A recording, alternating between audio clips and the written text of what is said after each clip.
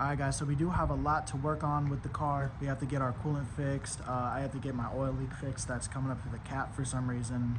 I guess it's just not sealing. And we also have to get these brakes fixed. Because if any of you watch my last trip, you will see that, you know, my rear caliper exploded and I can't drive my car anymore. So obviously I want to be able to drive it. So we're going to be fixing it up. It should be either a 4 or 5 part series, just fixing up this car, getting everything done. Should be pretty fun. So I'll see you guys on Sunday when all my parts under the hood come in, and then we're gonna get that all done and hopefully start working on under the car, getting the drive shaft fixed as well. All right, so all the parts just came in, so let me show you what I bought. I went ahead and bought this expansion tank because if we go over to the car and look at the other expansion tank, you can't see it that well, but there's a little wet spot right there that's leaking coolant anytime you run the car. So I just went ahead and bought one, that way I don't have to deal with it later. Then I bought a new oil cap.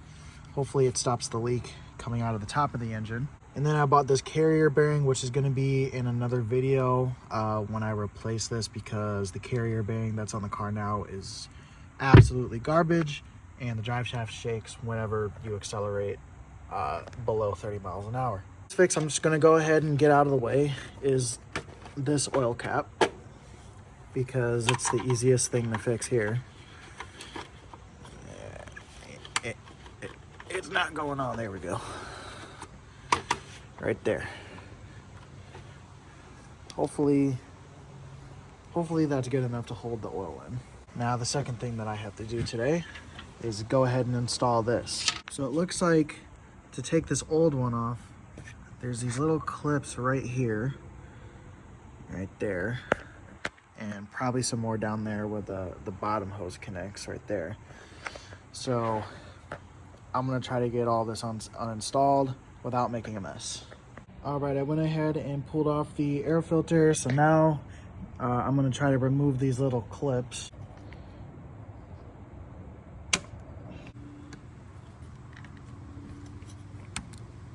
So now that we got both of the clips up, there's a couple down here and also a sensor wire that I need to get to that I'm not going to be able to get on video. All right, so under the car, you definitely want to make sure you have a drain pan, because when I pulled this little hose out at the bottom here, a lot of coolant dropped out of the system. Definitely keep that in mind. So I guess there's another clip right down here that I have to pull somewhere. I don't know where. All right, I got the little clip. Now this should be able to pull up. All right, so I finally got the expansion tank to come loose. It did take me about 15 minutes because for some reason, it was on for 15 years, so I can't really say anything about it because it was on for such a long time, but finally did get it off. All right, so I did get the reservoir out. I just took the sensor out and left it down there somewhere. Now we can throw that on the ground because it's crap. And I'm gonna start hooking up everything to this one, get it on, and we're gonna fill this thing up with coolant. All right, so now I got the new reservoir in and connected on the bottom. Gonna go ahead and reconnect these uppermost hoses here. All right, so let's get this bottommost one connected. This is all slimy down here. It's gross, but you know, we gotta do what we gotta do. And that clip's in place now. Just gotta get this one to slide in place, and then that'll be all set. All right, so I got everything connected now. So all we have to do now is unscrew this little bleeder screw right here. We'll take that off.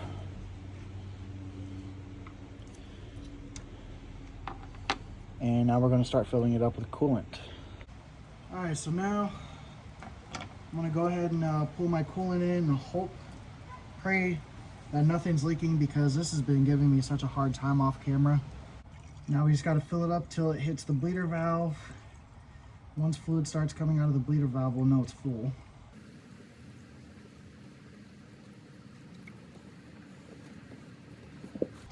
No way this is gonna take a whole jug of coolant.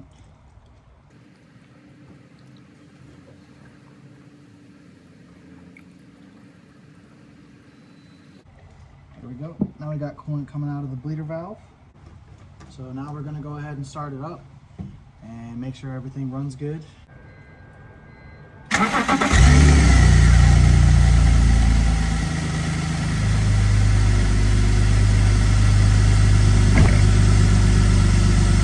While it's running, all the air bubbles are gonna come out from this bleeder valve right here. So that way there's no air in the system. And while the car is running, we're gonna check to make sure heat is coming out of here, which I don't feel any just yet, but I'm gonna let the car warm up a little bit. Alright, so doesn't look like there's any more air bubbles coming out. Maybe just a couple. Alright, so have a little bit of smoke from the other stuff heating up from the coolant, but nothing hopefully too worrying. So I did put the bleeder valve screw back in, and I'm gonna see if I have any heat blowing through my vents. So as the car warms up, it feels like the vents are getting warmer, so I think I did it right.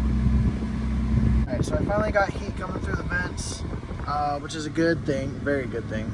It is blowing pretty hot as well, so there are no air bubbles in the system, at least there shouldn't be.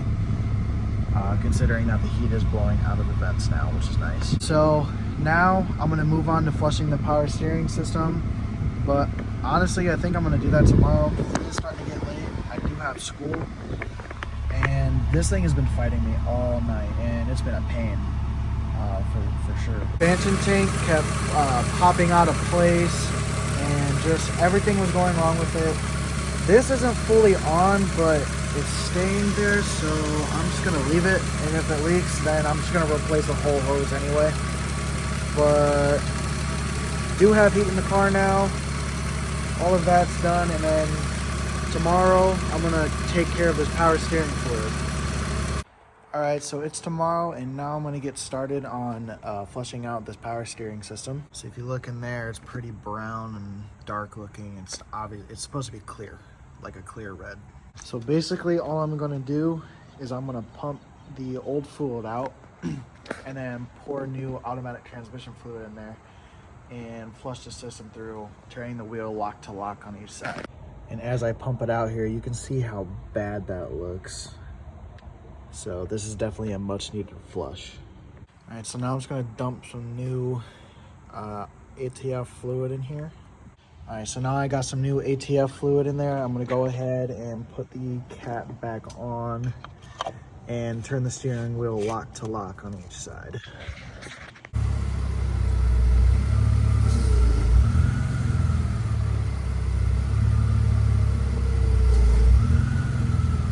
All right, so now that I got some stuff pumped through the system, see a little bit more of a red tint coming out of there, but I'm gonna keep flushing this out a couple more times, and I'll update you how it comes out at the end. All right, so I couldn't get it to come out super clear, but I did get it to turn, a little bit more red. So hopefully that helps with the bad power steering pump. So yeah, the pump is going bad, but at least I got some new fluid in there, so hopefully it'll last a little bit longer until I can get that fixed. I'm also pretty sure that somewhere I have a vacuum leak, because whenever I turn the car, my RPMs drop and the car almost stalls. So just another thing to fix basically. So whenever I get the brakes done, I'll have to check out the vacuum leak, go get it smoke tested at some kind of shop. That'll do it for today's video, guys. Hope you enjoyed. More parts of the E46 coming soon, and I also have a surprise video coming soon, hopefully, as well. So yeah, that'll do it, guys. So please like, subscribe. We're almost at 100 subscribers, literally 2 subscribers away. We just need 2 subscribers. If we can do that, I'd be very appreciative. Yeah, guys, hope you enjoyed the video. I know it was kind of long doing the coolant part of the whole video, and this was kind of short just doing this, but I didn't really need to do much with it anyway. It's not like I was going in and replacing the pump in the power steering rack or anything, but is just kind of, you know, fixing up everything under the hood, getting stuff ready for when I can drive it again. And yeah, that's basically it. So I'll see you guys in the next video.